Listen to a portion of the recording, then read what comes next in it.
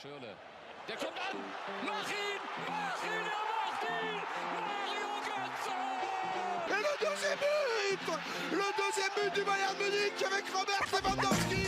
Et bienvenue à tous dans ce 10e épisode de Toonser Podcast. Donc aujourd'hui on va traiter dans un format un peu plus court qu'habituellement les demi-finales d'Europa League, qui présentent deux clubs allemands, les derniers clubs qualifiés en Europe, que ce soit en Ligue des Champions, Conference League et donc Europa League. Ces deux clubs allemands, ils auront la possibilité de s'affronter en finale s'ils gagnent leur demi-finale. Et aujourd'hui, ça va être l'occasion de revenir et plutôt de préparer ces demi-finales ensemble dans un podcast un peu plus court. Aujourd'hui, je suis accompagné d'Adrien, donc si tu veux te présenter. Bonjour, Adrien, toujours là, Unser Fußball, toujours fan de Cologne. On est bientôt en Europe, nous aussi. Ça sera peut-être pour l'an prochain qu'on parlera de ça, mais pour l'instant, on va se concentrer sur les deux matchs qui sont West Ham et Francfort. Enfin, West Ham Francfort d'un côté et Leipzig Rangers de l'autre côté, voilà. Et peut-être on peut commencer par Francfort. Je sais que c'était plutôt toi qui avais comme mission de nous décrire ça. Oui, ça, tout à fait. Du coup, l'Eintracht réalise une saison en Bundesliga, comme on dirait en allemand l'expression Zosolala, c'est-à-dire une saison assez mitigée. Alors qu'en Europe, les Aigles ils réalisent de magnifiques exploits. En championnat, les hommes d'Olivier Glasner réalisent une saison très loin des attentes du début de saison. Actuellement, ils sont dans le ventre mou avec 40 points et on sait d'avance que le club ne se qualifiera pas cette saison pour une Coupe d'Europe par le championnat. Évidemment, s'ils remportent la Coupe, c'est autre chose, évidemment. La dernière victoire des Aigles en Bundesliga remonte quand même au 13 mars, donc plus d'un mois. Et c'était face à Bochum, mais lors d'un match très compliqué où même il y a eu un but contre son camp de Bochum. Comme quoi, il y a pas mal de problèmes dans cette équipe.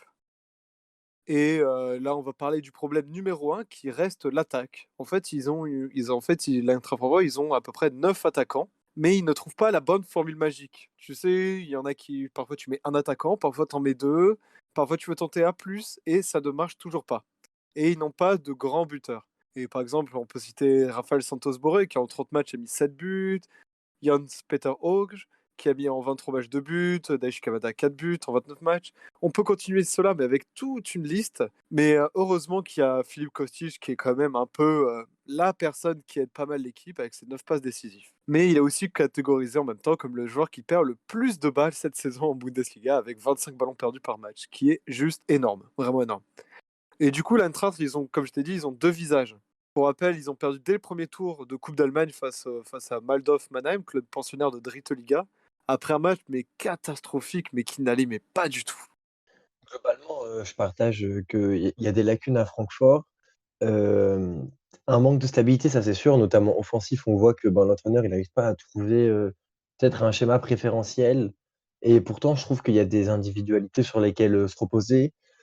Typiquement, Kostic, malgré ses balles perdues, je pense que ça montre surtout qu'il essaye de créer des occasions. Et en soi, ça marche pas si mal, vu qu'Ali, je crois, il a 9 passes décisives. Et après, de l'autre côté, c'est un peu de folie. Moi, j'aime bien avec Auge. Mais je trouve que quand j'ai vu, en tout cas, j'ai bien aimé ses entrées, et même lorsqu'il débute. Je trouve, voilà, il apporte cette folie et il peut un peu sublimer une bonne période de l'Eintracht. Après, il va falloir un peu plus de réussite parce que je trouve aussi un peu ça offensivement. Ils sont du coup assez dépendants en fait, qu'un attaquant performe. Et du coup, ils sont obligés de tout le temps un peu changer ce défaut. Et je pense que il va falloir peut-être du coup stabiliser un peu cette attaque. Là maintenant, je pense que c'est trop tard pour tenter des choses. Il reste plus que quelques matchs à l'Eintracht. Et puis West Ham, ils sont plutôt forts en défense. On va revenir sur ça après. Je pense pas que en fait le mal profond, enfin soit un mal trop profond l'attaque. Je pense que ça peut se métamorphoser comme on l'a vu à Barcelone. Et j'étais le premier un peu surpris, mais je pense que ça peut se réitérer contre West Ham en tout cas. Oui, c'est vrai, j'ai même pas parlé, mais par exemple, Philippe Kostic, c'est quand même un peu l'âme de l'équipe, c'est celui qui porte l'équipe. Et j'ai aussi oublié de parler du joueur prêté par Dortmund, Gnarr Koff, qui a fait quand même un beau match. Comme là, voilà, on va parler du parcours rapidement de Francfort. Ils ont terminé premier de leur groupe devant l'Olympiakos. Ils sortent en huitième le Real Betis ballon-pied. Après un match phénoménal, surtout le retour, où le Betis marque à la 90e et eux à la 120e, grâce à un but contre leur camp de Betis, qui les qualifie. Ensuite, en quart de finale, voilà. Au quart de finale où ils vont à Barcelone, où tout le monde connaît les images, tout le monde a vu la ferveur allemande dans le stade et aussi le très bon match qu'ils ont montré. Et c'est fou de se dire que quand tu regardes Francfort en championnat, ça n'a pas du tout la même gueule qu'en Europe. Et ça, c'est fou. Ouais, je pense qu'il va pas falloir les attendre au même niveau que ce qu'on voit en championnat. On voit qu'ils déçoivent vachement en championnat. Et je pense que vraiment, il va falloir. Ils sont capables d'élever ce niveau de jeu. Il faut pas prendre ça en référence et se dire, ils sont largués en championnat. Ça va être des mauvais représentants. Honnêtement, moi, j'ai confiance. Oui, et juste pour ça, c'est la petite anecdote pour rajouter au dîner de famille. Ils sont devenus la 5e équipe allemande à battre Barcelone chez eux. Après Munich, Leverkusen, Cologne et un certain club de Leipzig, mais pas celui auquel on pense, c'est le Lokomotiv qui les avait battus il y a vraiment très longtemps. Mais faut le noter quand même. Merci pour ce retour historique un peu, parce que c'est vrai que c'est toujours intéressant de contraster avec le passé, avec les différents clubs qui ont pu battre ce Barcelone. Et parce que cette année, c'était pas mal d'émotions. Moi, en tout cas, qui suis pas particulièrement partisan de l'Eintracht, c'est un match que j'ai pris beaucoup de plaisir à voir. J'avais l'impression un peu qu'il y avait comme une intervention divine autour de ce match. Et ça fait longtemps qu'en fait, on attendait un club allemand qui fasse vibrer en Europe comme ça, hors peut-être Bayern Munich avec l'épopée en Champions League. Mais le dernier souvenir, en tout cas, qu'on avait lorsqu'on a préparé ce podcast, c'était encore Francfort en 2018 avec l'épopée lorsqu'ils battent l'Inter, le Benfica. Et il y avait vraiment une ambiance et globalement la ferveur de l'Eintracht qu'on connaît. Mais on a retrouvé de ça et peut-être même encore un cran supérieur. Et donc, c'était franchement top à voir et j'imagine même pas à vivre comment ça devait être. Ah bah oui, non, mais ça, même comme tu disais, là, on va passer à West Ham, mais c'est vrai que Francfort, les ambiances de 2018, où on se souvient où le stade tremble, même les supporters, ils font trembler les stades, et c'est impressionnant. En termes de déplacement, je sais pas combien d'équipes en Europe font ça, hein. Aller à 30 000 dans un stade, il y avait Dresden qui l'avait fait, mais à Berlin, en Pokal, et c'est pas pareil que d'aller à Barcelone un jeudi. Enfin, franchement, je pense que ça Ah a bah mis oui, sur non, mais le ça, c'est cul vrai. beaucoup de monde. Bon, maintenant, on va passer un peu au anglais. Alors, côté West Ham, c'est un peu la surprise de ces deux dernières saisons. Allez. Déjà l'an dernier, qui se qualifiait en Europe, c'était une surprise. Et là, en plus, ils sont encore bien partis pour se requalifier en Europe. Les Hammers vivent, on peut dire, un véritable conte de fées avec des joueurs comme Declan Rice, Craig Dawson ou encore Jared Bowen, Michael Antonio, on va s'arrêter là parce qu'il y en a pléthore. C'est une saison, on pourrait dire, pas normale. Tout a commencé grâce à la construction d'un stade. Je vais juste faire la petite histoire. Ils ont agrandi leur stade. Non, ils ont changé de stade, excusez-moi, ils ont changé de stade. Et c'est vrai que quand ils sont arrivés au nouveau stade, les supporters n'étaient pas du tout contents parce que c'était le stade, il y avait une piste d'athlétisme autour et franchement, le stade, l'ancien stade était assez culte. Et ils ne voulaient pas changer de stade. Et l'emménagement, ça a été aussi le début de la misère du club. Il y a eu des investissements qui ont été mal faits, des transferts assez nazes.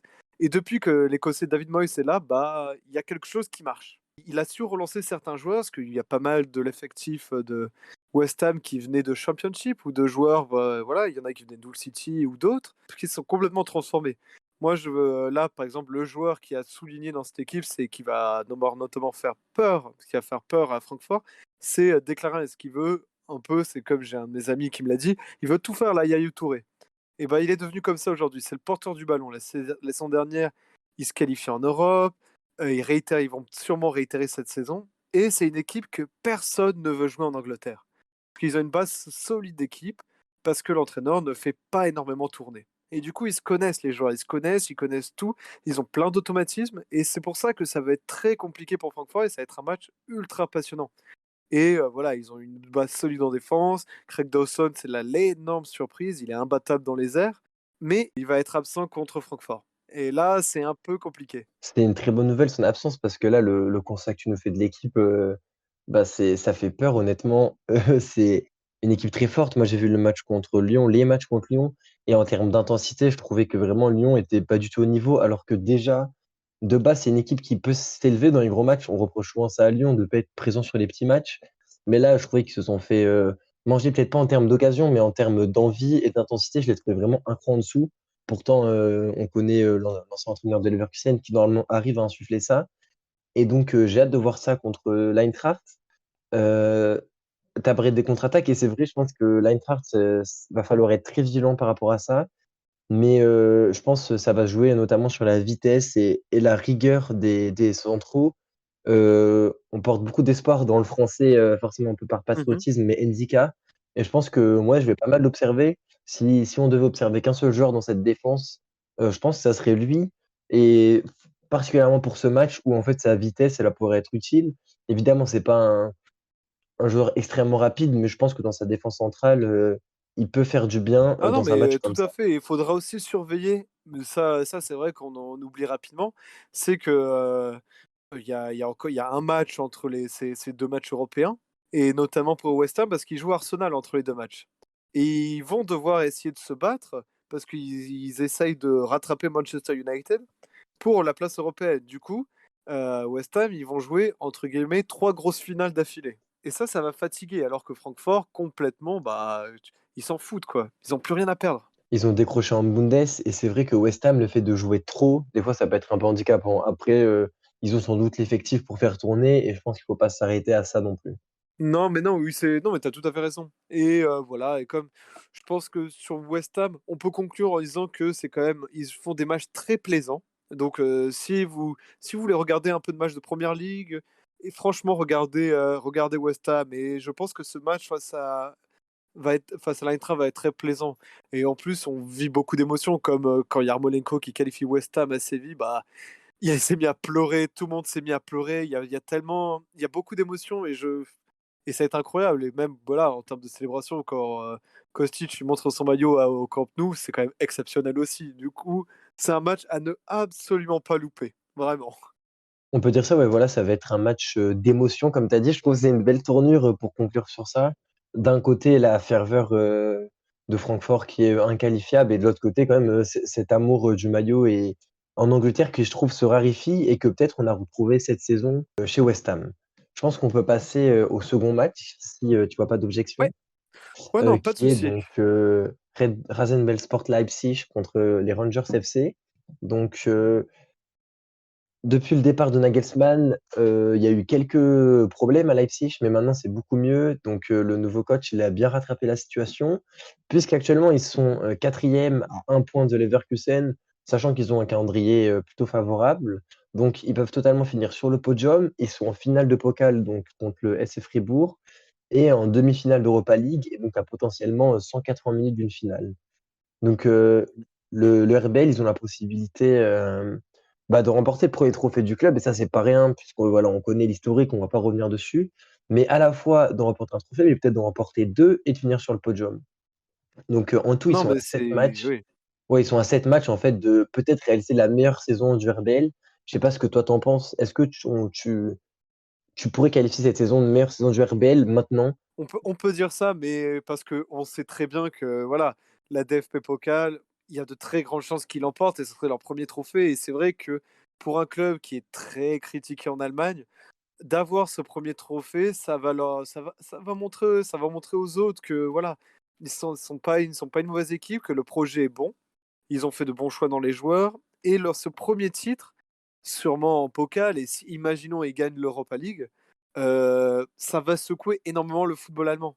Et je pense que ça va, et je Ah pense que complètement. ça va, au moins ils vont se dire voilà, on est une équipe, même si vous nous aimez pas avec le fond de projet, on a réussi notre projet. Et c'est en fait, c'est comme ces équipes comme City ou autres, ils ont besoin d'un titre pour dire aux autres, voilà, on a fait ça, maintenant respectez-nous. Et en fait, c'est ça qu'ils cherchent. Et je pense que s'ils remportent au moins un trophée, ou même s'ils vont en finale d'Europa League, là, on leur dira waouh. Mais s'ils gagnent un titre, là, ce sera explosion de waouh, voilà. Je pense que quand même le trophée il va être très important et ça va faire, couler de l'encre, en Allemagne, ça je suis complètement d'accord avec toi parce que c'est, loin des clubs de tradition et cetera, comme on a déjà eu l'occasion d'en parler, sur la chaîne. Mais, je pense qu'il faut pas non plus se voir trop beau pour l'instant et je sais pas si on peut déjà dire que c'est la plus belle saison du club puisqu'en fait, ils ont le risque de tout perdre et ça arrive plus souvent qu'on ne le pense, en fait, des clubs qui se retrouvent, juste à imploser sur le sprint final. Je pense que dans tous les cas, ils seront en Ligue des Champions l'an prochain, mais bon, ça fait, je crois 4 ans qu'ils finissent dans le top 3, donc ce serait pas une grande surprise. Mais par exemple, l'an dernier, ils étaient 2e, il y a 2 ans, ils ont fait une demi d'LDC et je pense qu'il faut pas non plus les voir trop beaux, même si pour le coup, tactiquement, on peut faire la transition. Ils sont très en forme, devant, surtout Nkunku, donc un autre, tricolore et ça fait tellement plaisir, de le voir, performer à ce niveau-là. Il en est à 30 buts et 20 passes décisives cette saison, c'est juste énorme Et le trio qu'ils forment avec Olmo et Silva, ben, c'est franchement une des attaques qui fait le plus rêver. On peut aussi rajouter les coups d'éclat de Szoboszlai, même s'il était un peu baissé, je crois. En tout cas, moi, je le voyais moins sur les matchs que je regardais. Et après, à la fois, il y a cette force devant, mais il y a aussi donc la deuxième meilleure de Bundesliga derrière le Bayern Munich. Le gardien et le capitaine, donc Gulácsi, je crois, il a trois quarts des tirs arrêtés, donc 75% d'arrêts, tout tombé sur confondu. Et surtout, il est bien aidé par ses centraux. Si particulièrement de Vardiol, mais aussi, Simakan, donc un autre Français. Ça fait encore une fois très plaisir et même Orban qui, à la fois défend très bien, mais qui arrive aussi un peu à se projeter et à construire, le jeu en partant derrière Bah, et donc tu viens juste de décrire une équipe complète et ça, c'est ouais, une voilà. équipe qui est complète de A à Z. C'est tout Ah simplement mais ça. c'est pas un hasard, je pense, si elle se retrouve à jouer sur tous les tableaux. Maintenant, attention à pas, juste, faire de bêtises qui coûteraient très cher. Mais oui, complètement, c'est une très grosse équipe. On pouvait avoir peur du départ de Nagelsmann, du départ de Sabitzer. La réalité, c'est qu'ils ont très bien géré leur mercato d'abord. Et même si au début c'était moins bien, ils ont réussi à redresser la ligne. Et Mmh. aujourd'hui, moi, je les vois faire un. S'il fallait donner un petit pronostic, je pense qu'ils vont faire les deux titres et la troisième place. Je pense qu'ils vont tout réussir. Beh, je pense aussi parce que, ils finissent très bien. Ils font une fin de saison qui est vraiment admirable et on n'a pas l'impression qu'ils soient fatigués. Je les vois pas se fatiguer et je vois très bien finir. Je les vois peut-être, perdre peut-être en finale d'Europa League, mais je les vois facilement gagner en pokal. Le seul truc qui peut être préjudiciable, c'est peut-être l'expérience du club qui, du coup, a un peu moins ben, l'expérience de ces grands rendez-vous. Après, ils ont quand même fait une demi de Champions League, donc je pense que on a connu pire. Parce que pour rappeler leur parcours, ils éliminent la Real Sociedad, donc après un match nul aller, ils éliminent chez eux. Le match en huitième contre le Spartak Moscou, il est annulé. Et puis l'Atalanta Bergame, même scénario.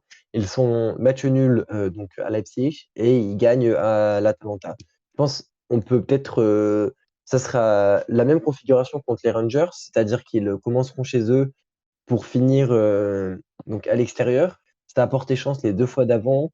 Est-ce que ça peut être une de leurs forces pour ce match ou quand même pas pour toi? Bah, en fait, moi, je commence à voir à Leipzig, on le voit parmi les supporters, il y a une certaine atmosphère qui se construit maintenant. C'est vrai que pendant pas mal d'années, on disait que c'était un des pires publics parce qu'il y avait pas d'ambiance et tout. Et en fait, le fait de commencer, même s'ils font des matchs nuls, le fait de commencer, ça les permet de se mettre dans le bain. Ça se permet, ils analysent, ils sont là. Et en même temps, ils perdent pas parce qu'ils font match nul. Donc c'est parfait. Et c'est vrai que le match à l'extérieur, je sais pas s'il y a plus de liberté où ils se disent, bon voilà, on est peut-être, on n'a pas aussi ce stress. Il y a peut-être un mini stress d'être chez soi, de commencer, de dire, faut qu'on fasse bien devant notre public ou autre. Mais je trouve que depuis qu'il y a cette atmosphère à Leipzig, à domicile, ça commence à bien prendre. Et franchement, c'est toujours bien de commencer chez toi au départ, et après tu finis à l'extérieur, t'envoies la pâtée. Moi, c'est pour ça, je verrais ça comme ça. Ça peut se comprendre pour un club comme Leipzig, ça peut se comprendre. Après, je pense que s'il y a besoin de faire l'exploit, on est toujours mieux chez soi. Mais avec les nouvelles règles, donc où les buts extérieurs ne comptent plus double, etc., bah, peut-être que ça profite à Leipzig finalement. On ne sait pas trop comment, mais qui arrive donc à toujours tirer l'épingle du jeu et de faire des excellents matchs à domicile.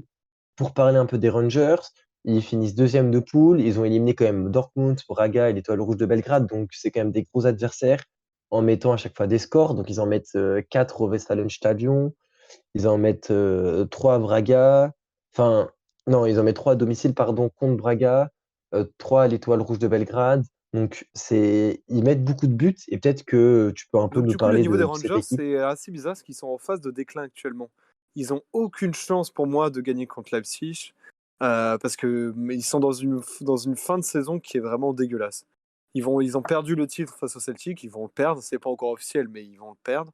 La fin de saison est totalement galère, il y a même un petit malaise et à l'intérieur du club qui s'installe, et c'est vraiment le pire qui s'installe au mauvais moment, comme on peut dire. Mais il faut quand même souligner qu'ils ont quand même battu Dortmund, assez facilement. Ils ont battu Belgrade et ils sont quand même en demi-finale parce qu'ils le méritent et par leur jeu. Et notamment depuis qu'ils ont l'arrivée de leur nouveau coach à la place de Steven Gerrard, il y a une certaine intelligence de jeu qui s'est développée et qui ont permis ces résultats en Europe. Maintenant, est-ce qu'ils vont réussir l'exploit? Je pense qu'ils ont déjà réussi assez d'exploits comme ça. Bien sûr, le RBL, ils sont favoris, mais tu as raison, il faut pas non plus minimiser ce qu'ils ont fait. Et j'avoue que je vivrais un peu mal si les Rangers éliminaient 2 clubs allemands. Globalement, je ressens pas de stress, du côté de Leipzig et donc je pense que ça va le faire et il faut qu'ils aient conscience, en fait, qu'ils sont à quelques matchs de marquer l'histoire du RBL et peut-être même du football allemand, même si, on sait pas si c'est en bien ou en mal. Enfin, pour certains, ça va être en mal, ça, c'est sûr. D'ailleurs, c'est le moment de rebondir avec une petite stat pour, ensuite, conclure. La dernière finale opposant, 2 clubs allemands, donc en Europa League, c'était en 1980 et il y avait déjà, l'Eintracht contre, Gladbach. Donc bah, on souhaite, que ce scénario se répète. Bon, évidemment, ce sera pas le Borussia en face, mais ça sera le RB Leipzig. Donc il y a une date où le club n'existait pas encore pour faire, la petite phrase facile que tout le monde place. Mais bon, après, ça fait partie du football, ça évolue vite, mais on signe fort Mais pour oui. une finale 100 allemande de notre côté. Surtout au vu des performances des autres clubs en Ligue des Champions. Voilà. Oui, complètement, parce que l'élimination du Bayern, elle fait un peu mal. Sur ce, nous, on va plutôt se mettre, dans de la C3 au lieu de remuer le couteau dans la plaie. On vous dit merci et puis, tchuss! Auf Wiedersehen.